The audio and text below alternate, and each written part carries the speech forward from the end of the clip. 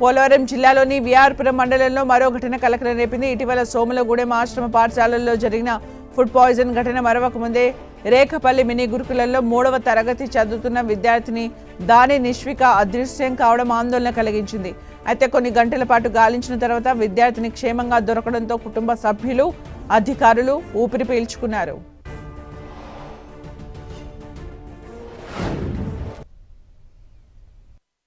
మా మేనగోడల్ని రేఖపల్లి మినీ గురుకులం స్కూల్లో జాయిన్ చేశాము.